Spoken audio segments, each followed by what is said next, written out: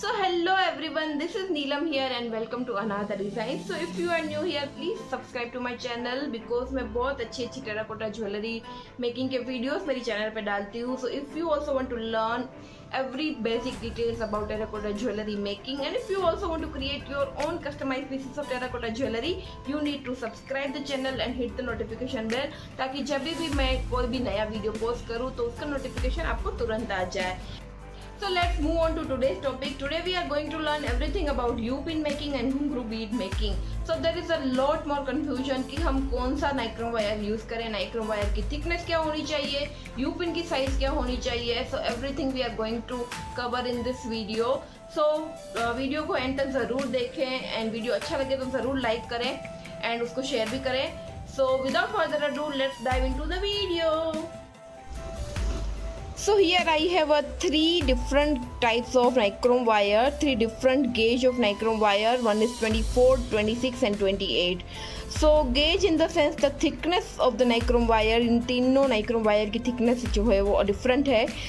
So the smallest the gauge, the thicker the wire is. मतलब gauge 24 जो है वो सबसे ज़्यादा thicker है, 26 और 28 उससे थोड़े थोड़े पतले वायर हैं.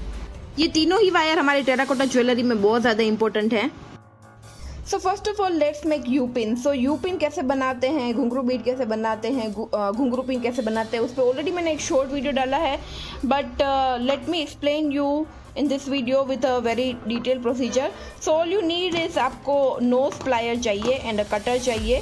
सो any of the nose plier you can use and one cutter is to be used. So पहले आप अपनी नोज प्लायर को लेके नाइक्रोम वायर को अच्छे से पहले तो थोड़ा सीधा कर लीजिए. तो यहाँ पे मैंने गेज 28 साइज का नाइक्रोम वायर लिया है जो कि सबसे पतला नाइक्रोम वायर है, तो उसी की हम यूपिन बनाएंगे. सो आपके यूपिन का जो साइज है वो ½ इंच से थोड़ा ज़्यादा होना चाहिए, उससे छोटा यूपिन का साइज नहीं होना चाहिए. ½ इंच से थोड़ा ज़्यादा वायर छोड़ के मैं मिडल में से वायर को यू शेप में मोड़ रही हूँ एंड एंड्स को मैं थोड़ा अच्छे से प्रेस कर लूँगी बिकॉज हमारा वायर बहुत पतला है. तो एंड्स अच्छे से मैं प्रेस करूँगी ताकि वो यू का शेप बराबर से आए एंड एक्सेस वायर को मैं कट कर लूँगी.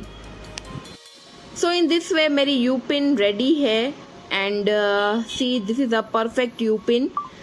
एंड्स को आप थोड़ा और ज़्यादा प्रेस कर लीजिए अच्छे से ताकि जब भी आप यू पिन को अपने पेंडेंट में डालें या ईयरिंग में डालें तो वो अच्छे से इंसर्ट हो जाए.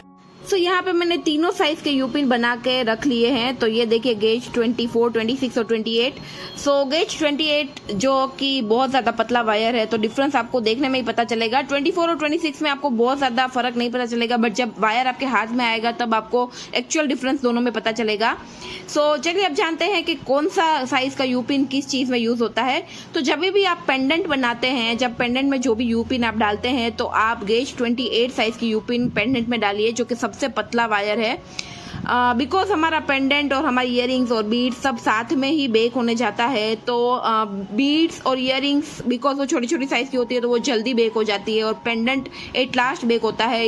इसलिए जब भी आप पेंडेंट बनाइए उसमें आप ट्राई करिए कि या तो गेज 28 का यूपिन आप डालिए या 26 का. अगर इनमें से दोनों में से कोई अवेलेबल नहीं है तो आप 24 भी डाल सकते हैं, ऐसी कोई बात नहीं है.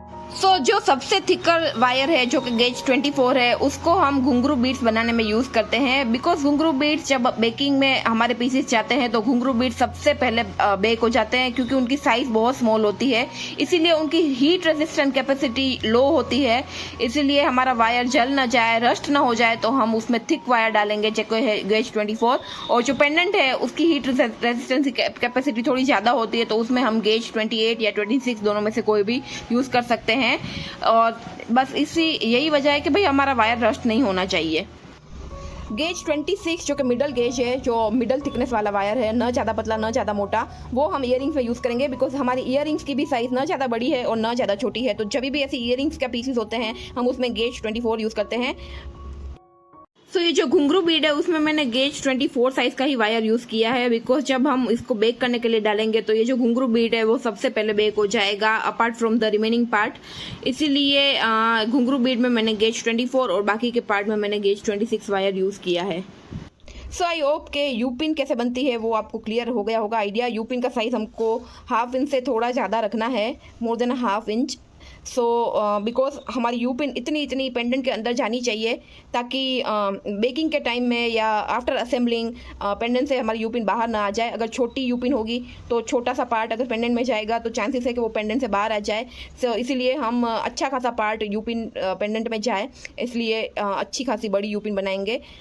इससे छोटी यू पिन आप प्लीज़ नहीं बनाइए, इससे थोड़ी बड़ी होगी तो भी चलेगी। Again then it depends on your preference. So yes, now next move on to making of the ghungroo bead. घुंघरू बीड कैसे बनाएं तो वो चलिए हम सीखते हैं आगे। घुंघरू बीड बनाने के लिए 2 पार्ट इंक्लूडेड है, तो उसमें एक पार्ट में हमको यू पिन बनाना है। तो सबसे बड़ा साइज है, जो सबसे बड़ा गेज है, ही मैं यू पिन बनाऊंगी। तो इधर देखिए, यहाँ पे जो हमारी यू पिन की साइज है ना 1/2 इंच की, जो मैंने दिखाई थी पेंडेंट के लिए, तो उससे थोड़ी सी छोटी यू पिन हमको घुंघरू बीड्स के लिए बनानी है या फिर इयररिंग्स के लिए बनानी है। सो इतनी छोटी, थोड़ी सी छोटी यू पिन हम घुंघरू बीड्स के लिए बनाएंगे। द मेन मोटिव इज कि भाई हमारा जो वायर है, जो यू पिन है, वो अच्छे से हमारे बीड के अंदर चला जाना चाहिए और उसका बीड का 75% कवर हो जाना चाहिए, ताकि आफ्टर बेकिंग हमारी यू पिन घुंघरू बीड से वापस बाहर ना निकले, क्योंकि ऐसा बहुत बार पहले भी मेरे साथ हो चुका है। द पार्ट 2 इंक्लूड्स, ऐसे यू पिन हम बना के हमको बस घुंघरू बीड में डालना है, बीड में डालना है। The part 2 includes of this pin. So इस पिन को बनाने के लिए आपको ऐसे राउंड वाला नोज प्लायर लेना है। जो सिंपल वाला नोज प्लायर था वो भी चलेगा अगर आपके पास नहीं है तो। सो उसका आपको ऐसे लूप बनाना है और जो एंड है वायर के एंड से आपको इस तरह से एक गोला बना देना है, एक लूप बना देना है। और इसी लूप के अंदर आपको आपका जो यू पिन वाला जो बीड था, जिसमें आपने अभी अभी एक यू पिन डाला था, वो वाला बीड आपको बस अंदर डाल देना है और इस तरह से आपकी जो घुंघरू बीड है वो बन के रेडी हो जाएगी। और ये जो लूप है उसको आप अच्छे से क्लोज कर दीजिए ताकि आपकी बीड है वो निकले नहीं इसमें से। So that part is really very important. बस फिर एक्सेस वायर को कट कर लीजिए। अब यहाँ पे जो पिन का साइज़ है, जो घुंघरू बीड की जो ये पिन है उसका साइज़ आपको 1/2 इंच जितना रखना है। तो जब भी आपका घुंघरू बीड आप कभी भी कोई पेंडेंट में डाले या कोई ईयरिंग में डाले तो आफ्टर बेकिंग ये बीड्स वापस ना निकल जाए, क्योंकि ऐसा बहुत बार पहले मेरे साथ हुआ है। मैंने जब भी छोटी छोटी साइज़ की पिन्स डाली है तो वो आफ्टर बेकिंग कभी कभी निकल भी जाती है। सो उसको हम बाद में रिपेयर नहीं कर सकते। तो हमारा मेन मोटिव ही यही है कि हमारे सारे पीसेस एक दूसरे के साथ अच्छे से जुड़े हुए होने चाहिए after baking also and after assembling also. So I hope nichrome wire से रिलेटेड, यू पिन से रिलेटेड या घुंघरू बीड की पिन से रिलेटेड आपके मन में जितने भी डाउट्स थे वो इस वीडियो के बाद क्लियर हो गए होंगे। इसके अलावा टेराकोटा ज्वेलरी के रिलेटेड आपको कुछ भी डाउट्स है तो आप कमेंट में ज़रूर बताइए, हम उस पर आगे वीडियो ज़रूर बनाएंगे। आज के कमेंट को शाउट आउट जाता है बातुल जी को और रविता शर्मा जी को। Thank you so much for your kind comment and for your love and support. So आपकी कमेंट को भी अगर शाउट आउट चाहिए तो आपको अच्छा सा एक कमेंट करना पड़ेगा। वीडियो को लाइक कर दीजिए, चैनल को सब्सक्राइब कर दीजिए। मिलती हूँ बाद में, तब तक के लिए बाय।